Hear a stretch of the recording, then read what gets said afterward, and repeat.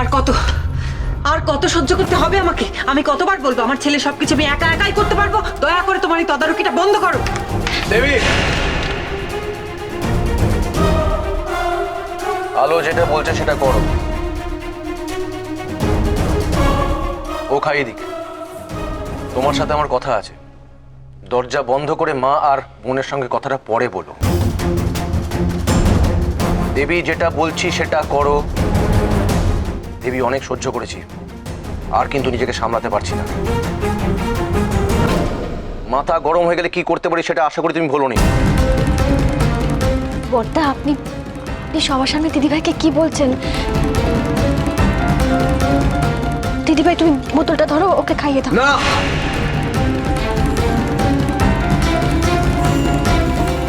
যেটা বলছি সেটা কর। যা যা।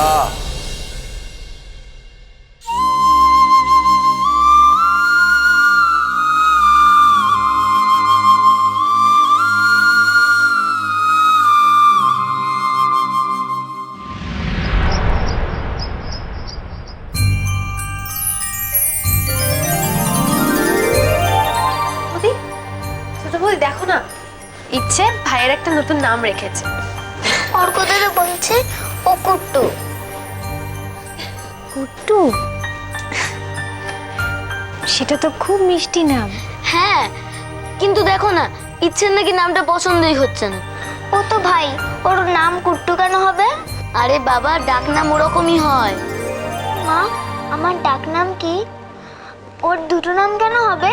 ইচ্ছে, তোর আর অর্ক তো একটা করেই নাম, তাই না অর্ক? ভাইয়ের দুটো নাম, সবুজ আর কুট্টু। কিন্তু এটা নিয়ে এত ঝামেলা কেন করছিস? সবকিছুর একটা সীমা আছে দেবী। তুমি কি একেবারে পাগল হয়ে গেলে? এ বাড়ি ভাগ করবে? চটকি, তুমি বাচ্চাগুলোকে দেখো, আমি এক্ষুনি আসছি। ওই চাদরটা একটু দাও।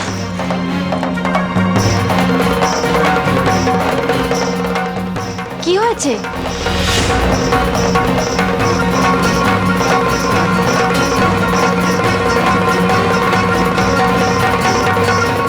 বড়দা ওভাবে রেগে গেছেন কেন? এসো, তোমার জন্যই তো অপেক্ষা করছি আলো। আজ সবকিছুর একটা বিহিত হবে।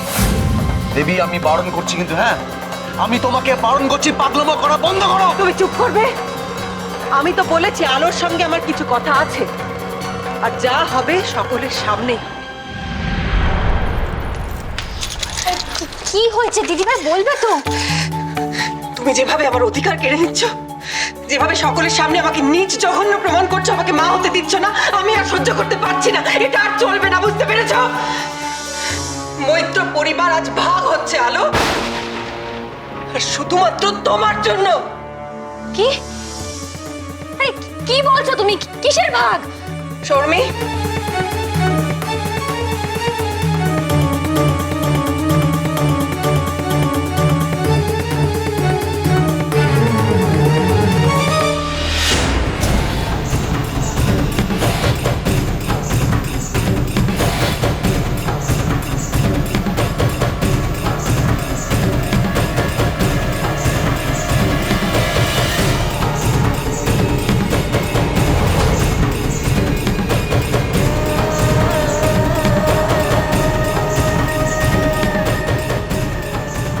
এগুলো কি হচ্ছে এখানে? এগুলো কি হচ্ছে বাড়িতে? দিদিভাই, দিদিভাই, আমি হাত জোর করছি, এই অনর্থ তুমি করো না। করো না এই অনর্থ। দেখো, এই সংসারটা তো তুমি গড়েছিলে একদিন, হ্যাঁ? এভাবে সেটা ভেঙে দিও না। কি চাও তুমি? ছেলেকে চাও তো?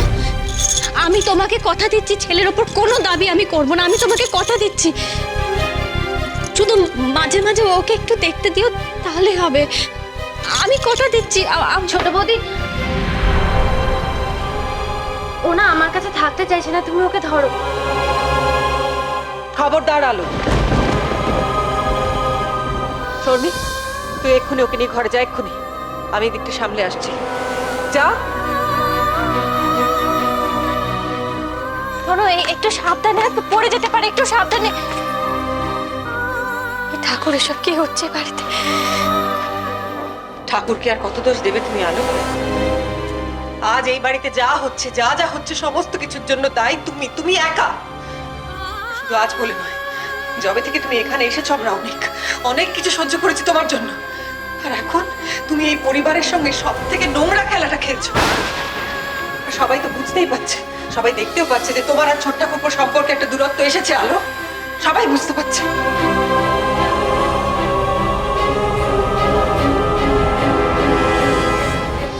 বেশ দিদি, বেশ, আমি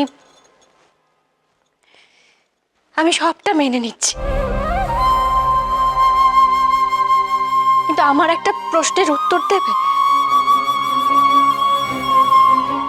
আমার অপরাধের শাস্তি তুমি এই পরিবারটাকে কেন দিচ্ছ?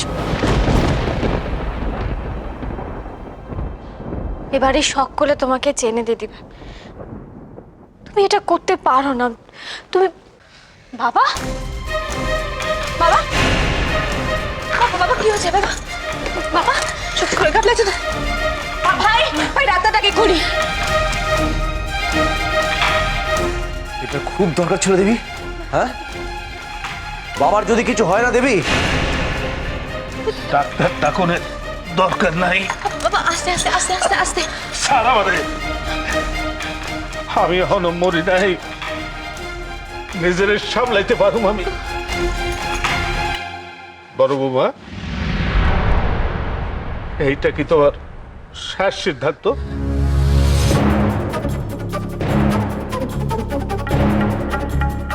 না না বাবা, কি বলছেন আপনি? দিদিভাইকে তো আপনি চেনেন, দিদিভাইকে এই কাজ করতে পারে নাকি? কখনো কখনো নয়। বড় বৌমা, আমি তোমার জিগাইতেছি। আমি এই কাজ করতে চাই না বাবা, কিন্তু আমি বাধ্য হয়ে এই কাজ করছি। আলো আমাকে আমার ছেলেটার কাছাকাছি থাকতে দিচ্ছে না। আপনারা তো কেউ আমার দিকটা একবারও ভাবছেন না। আমি পাগল হয়ে যাচ্ছি, আমি কি করবো বুঝতে পারছি না। আমার ছেলেটা ও আমার ছেলে, আমি ওকে দত্তক নিয়েছি। ওরা চেয়েছে আমি ওকে দত্তক নিই, কিন্তু তারপরেও কেন আলো ঠিক করে দেবে আমি কখন আমার ছেলেকে খাওয়াবো, কখন কি করব না করবো, ও কেন ঠিক করে দেবে?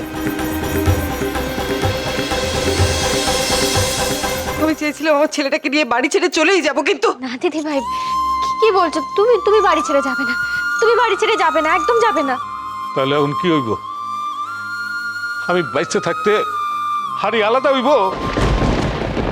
বেআই মশাই, আমি এতক্ষণ কিন্তু চুপ করেছিলাম, কিচ্ছু বলিনি, কিন্তু দেবীর অবস্থা দেখে আমি আর চুপ করে থাকতে পারছি না। আচ্ছা বেআই মশাই, আমার মেয়ে দেবী তো আপনাদের জন্য কম কিছু করেনি এই সংসারের জন্য। তাহলে ওর তো একটা অধিকার আছে আপনাদের ওপর, আপনাদের সব কিছুর ওপর। তার থেকে ও যদি নিজের ভাগটুকু চেয়ে নেয়, সেটা কি খুব অন্যায় হবে? আপনি দেখুন তো, আপনার এই ছোট বৌমা আমার মেয়েটার কি হাল করেছে দেখুন তো। ওর তো সব সময় খালি মনে হয় যে এই বুঝে ওর বাচ্চাটাকে কেড়ে নেবে। দেখুন, আমার মেয়েটা পাগল হয়ে যাক, এটা আমি চাই না। তার থেকে বরং দেবীরা ওপরে থাক, আর আপনারা মানে আপনার ছোট বৌমাকে বলুন সে যেন নিচে থাকুক, তাহলে অন্তত সংসারে শান্তি থাকবে। আপনার ছোট বৌমাকে বলে দিন ও যেন বাচ্চাটা ধারে কাছে না আসে। এসব কি বলছেন মাসিমা? আলো আলো নিজের সন্তানের কাছে যাবে না?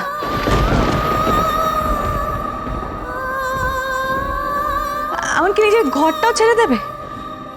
ওর নিচে কোথায় থাকবে মাসি? নিচে নিচে কোনো ঘর নেই? ওটা কি হচ্ছে কি এসব? বর্দাকে কেন জিজ্ঞেস করছো বর্দি?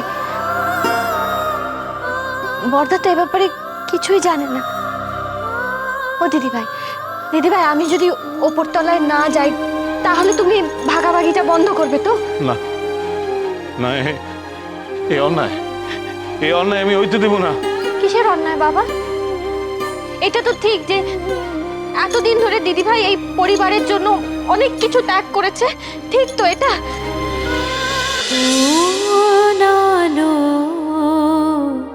লাগলো চোখে